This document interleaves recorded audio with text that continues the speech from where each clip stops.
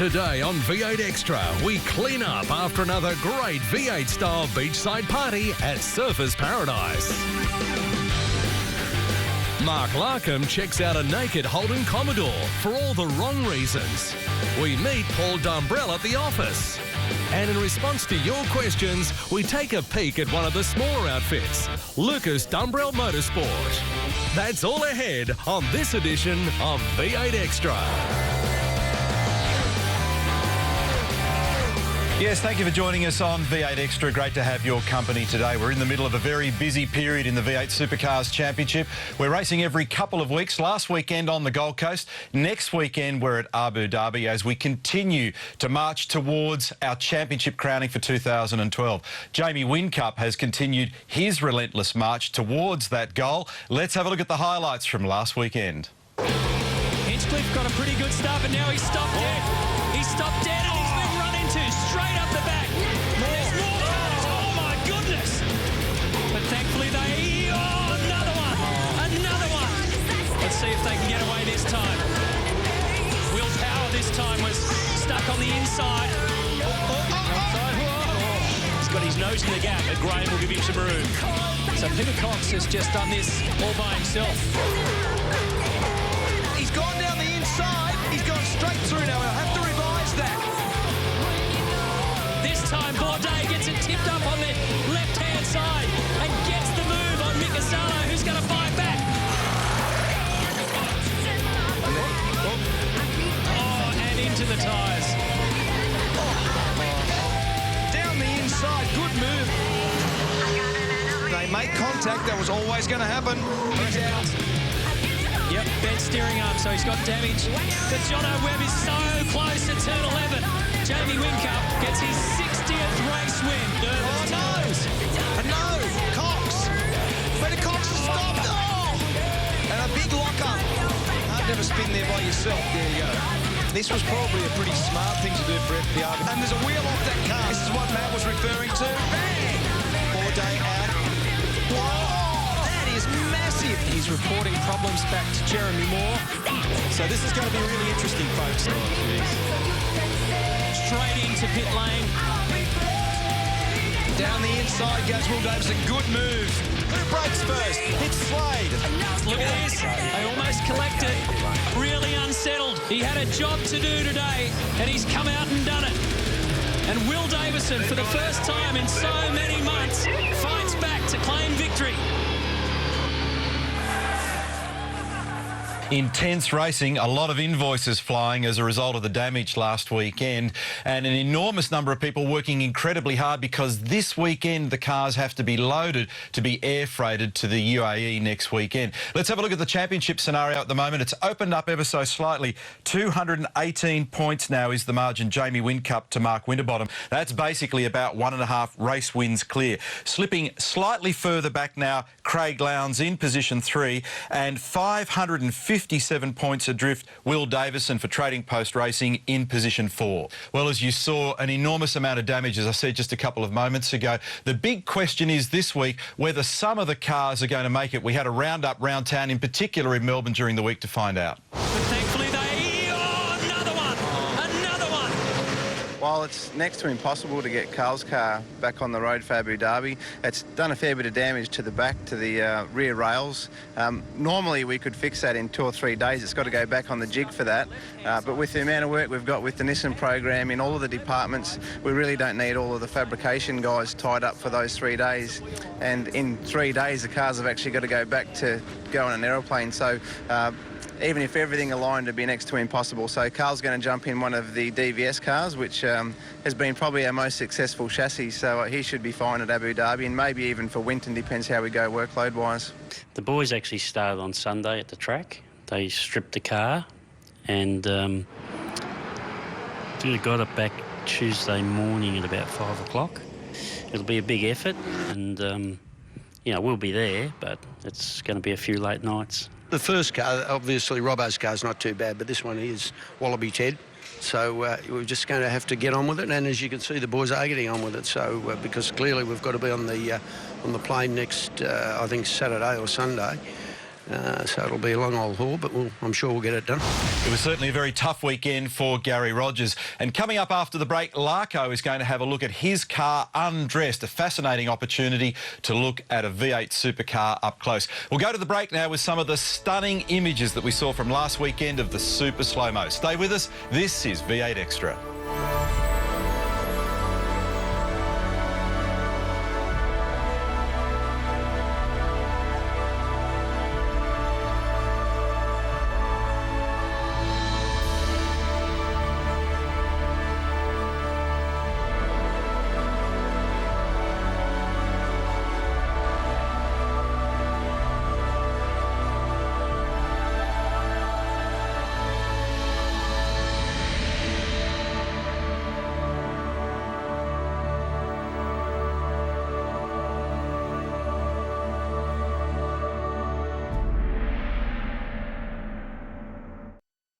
There's a range of drivers, Matty, who've not done a standing start for years. There's more cars. Oh, my goodness.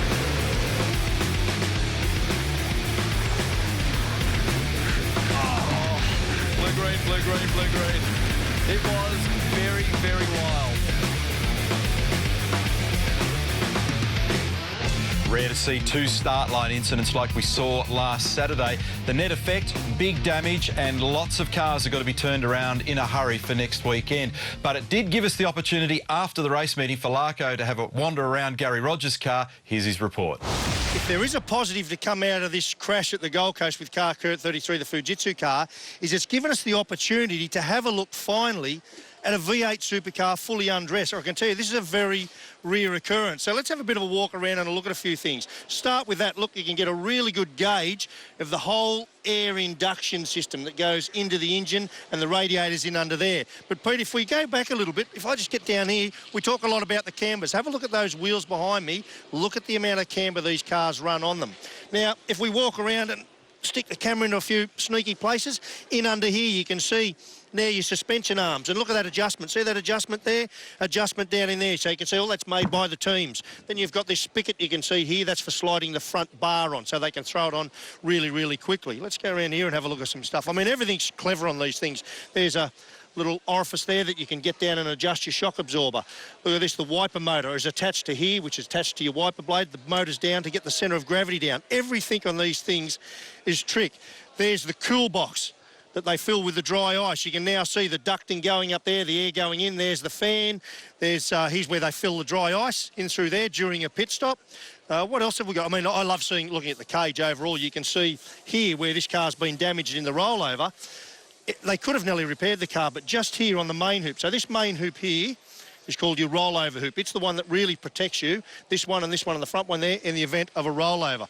The rest of the cage, when you stand back and look at it, is really about torsional rigidity, about keeping the rigidity in the car from that corner to this corner. That's what makes a race car fast. You can even see here, look, here's a look at the air jacks. You know, when they put the air spike into here, there's a piston in there that pushes a shaft down onto the ground. There's the fire extinguisher bottle, compulsory, that has little pipes running everywhere to shoot out everywhere in the event of a fire. Come around to the back of the car. Obviously, they've lost all the back of it. We talk a lot about the Watts linkage. There it is right there. So that thing they stick in the in the passenger window at a pit stop takes this point up and down here. There's the differential. Beautiful, all handcrafted. Now, the fuel cell all goes in here in that space there. Obviously, that doesn't exist anymore. And if you come around here, you get a really good sense when you just look at the driver and where he sits. I'll go around the other side, but you can see just how low he sits in the car, how he sits like probably 300 mm from the side of the car, from side intrusion. You can see sequential shift. Here's the anti-roll bars, front and rear, that they wind up and down. I mean, it really is, it's a remarkable opportunity. And, Pete, I don't know if you can come around here and just to come back to finish on this piece and have a look at that. To me, that is just absolutely spectacular, and I think that gives you a sneak preview of how Car of the Future will work, because you can see how much of this is orchestrated and built by the team, and you can literally clip, whack, whatever brand of panels you want to do on there. So, yeah, I just thought I'd grab the opportunity. That's eye candy. Nice job, Larko. Thanks for the explanation. Well, you may have seen in last weekend's telecast, Gary Rogers certainly made the best of a very bad and expensive situation. Out the back of the garage, and you can see on screen now, a couple of panels were out the back. He was generating a bit of cash. We broke out Larko's credit card. We've bought them. We want to give them to you. So if you fire us an email, 25 words or less, as to why you should be given these panels, we'll fire them to you. Show us your passion, write us a poem, sing us a song, whatever. Send us a plea and we'll make them available to you. OK, now, after the break, we're going to catch up with Paul Dumbrell, who's come off the back of a career high at Bathurst a couple of weeks ago. But we'll go to the break with James Hinchcliffe on Sunday in Gary Rogers' car. Watch him ducking and weaving into turn one. This is V8 Extra.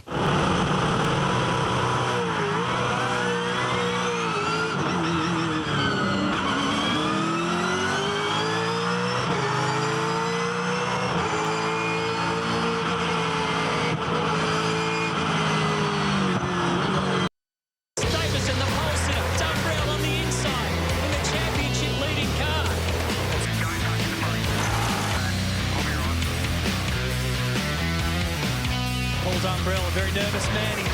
He gets his ball.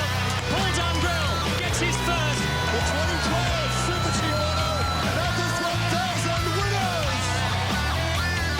Wonderful career high moment there for Paul Dumbrell. 2012 Super Cheap Auto Bathurst 1000. Now, the Dumbrell family has made a commitment to Australian motorsport like few others over the last 4 decades. Now, for Paul, his Bathurst debut was way back as a young bloke in 1999. 14 starts on, he grabbed that win, and this week, Aaron Noonan caught up with him. Paul, thanks for taking some time to join us today in the office. They say that winning Bathurst changes your life, but judging by the suit and by the desk, nothing's really changed, has it?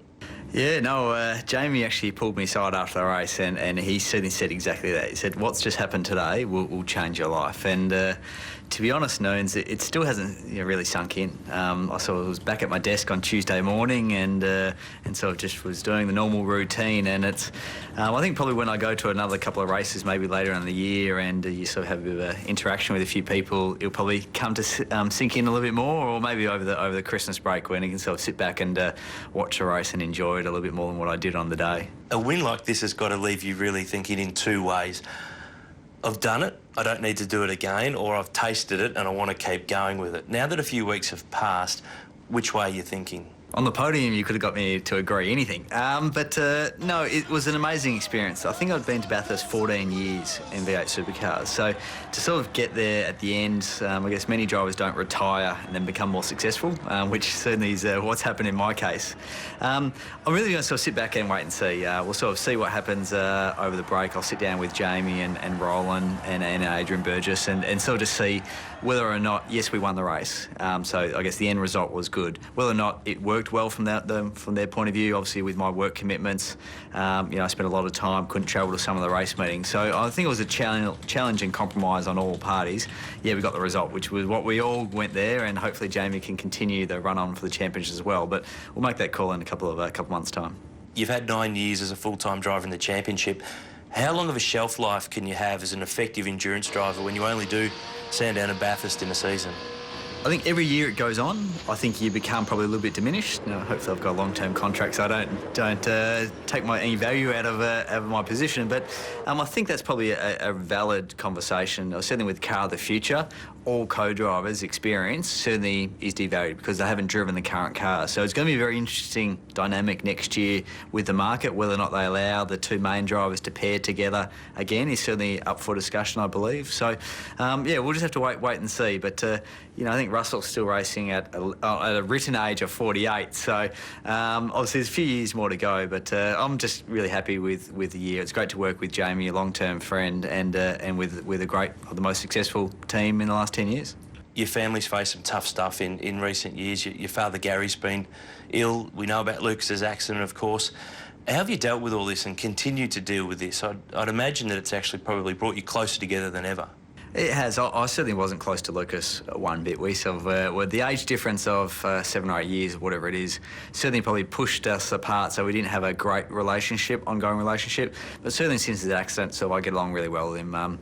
We both share the same passion. We both love motor racing. It's been part of our life and Gary's life for many years. So it's been challenging. Gary's illness, you know, okay, was a full-time driver, enjoying my marketing role within the automotive brands business with Autobarn and Auto Pro, and then straight overnight I was CEO, which we're working towards, but certainly not in 24 hours. So it was a challenge personally, it was a challenge for the business as well, but hopefully over the last 2 years it's actually moulded me as a person I am today, and thankful with Gary being successful, being quite well now and sort of clear of cancer for a couple of years, it's been an experience which I think has been a positive one for all. Paul, yours was a popular victory at Bathurst again. Congratulations, and thanks for some time in the busy schedule to catch up today. Thanks a lot, Noons. Good to see you. Fantastic to see Paul do such a great job a couple of weeks ago after many years of hard work. We're going to keep it in the family because on the other side of the break we'll catch up with his brother, Lucas Dumbrell. And as we go to the break, a reminder that next weekend V8s will be in Abu Dhabi.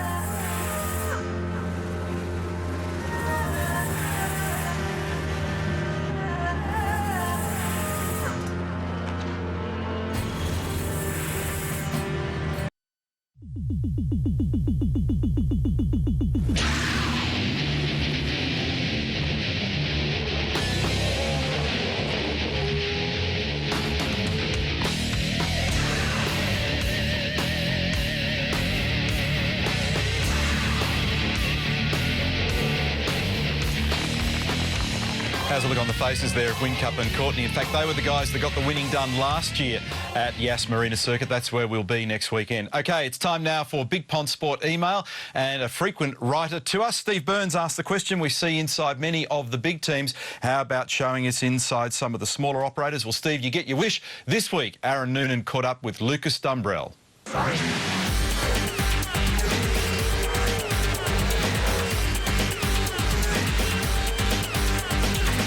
Lucas, it's nice to catch up. Thanks for having us here at Team iSelect. Are you happy with your progression in year 2 of this race team?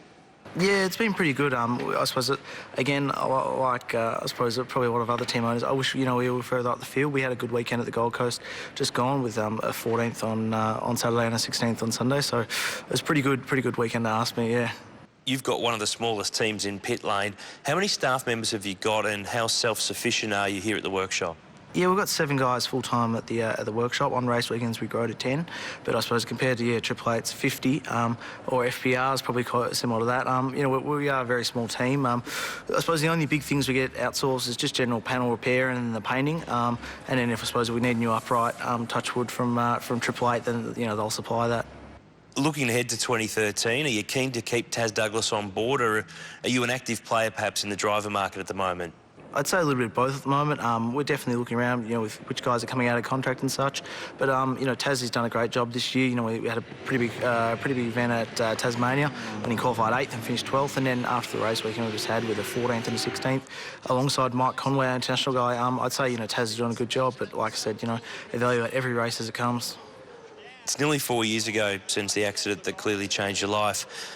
Have you been able to understand just how much you might have actually inspired people with what you're doing here in running and owning a V8 supercar team? Yeah, I suppose I get told that a bit. I don't, I suppose, really think it myself. You know, I think I'm just an average guy trying to run a race team and trying to get further and further up the grid. I wouldn't say I think I'm doing a good job at the moment of it. You know, I think I'm definitely learning, and to compete against guys like, you know, Dick Johnson Racing and been around over 30 years, and HRT and those guys, it's a little bit surreal sometimes. But I'm like, you know, I hope you know, sooner rather than later I can, you know, start getting in front of them on the grid, and that, I suppose that'll want to probably hit a little bit.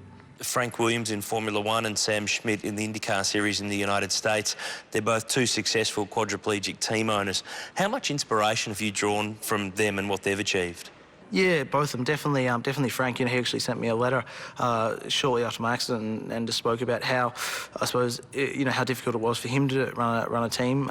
It's a bit of a funny business, and not just any normal business, but that kind of, I suppose, inspired me to, you know, to think that, you know, someone in my situation, and obviously like Frank's, you know, we can, I suppose, accomplish the same as anyone else can do, and why not run a race team when, I suppose, I've been involved in racing for so many years and my family has. It seemed like a pretty good reason. I remember you as Paul's smart aleck little brother, but I get the sense in the last few years that you've actually become a lot closer. Is that a fair call? Yeah, definitely. You know, Paul and me probably didn't get along that well. You know, it was 7 years difference, and he was racing V8 Supercars full time back then. And but I suppose we have after my accident, it kind of almost was like a wake up call. Definitely for me, and I think Paul then started to probably talk to me that a little bit more. And he was there from day dot. Even the same day I had the accident in the hospital, and I think. We just understand each other a little bit more, and I think it definitely has brought us closer together. Not in age, but just definitely just understanding about what's important. How stoked were you when your big brother won at Bathurst? Yeah, I think I was down at the podium before Paul was. It was me and Jamie down there, and he was asking me where he was. I think there was too many man hugs going up at Team Vodafone. But I was stoked for him, as the rest of the family was. But it was just unbelievable. And I think as Paul said it, how good was this? It really was, not only for him, but I think me and my father Gary, especially, who's been supporting us for so many years in motor racing. Yeah. Lucas, thanks for the chat. All the best for the remainder of the season. Oh, thanks, Aaron. See you, mate. Lucas Dumbrell there, and we appreciate his efforts during the week and a real inspiration to all of us. Well, we're out of time. Let's have a look at our next V8 Supercar adventure. It's coming up next weekend, Abu Dhabi, Yas Marina Circuit, November 2, 3, 4, 3 races, 24, 5 and 6. Our next V8 Extra, a bit of a gap because Abu Dhabi, then spring racing on 7, followed by the Winton V8s, but we'll go to Gary Rogers' workshop. That's going to be a lot of fun on November 24. Hope you've enjoyed today's program. Look forward to your company from the Middle East next weekend. Bye for now.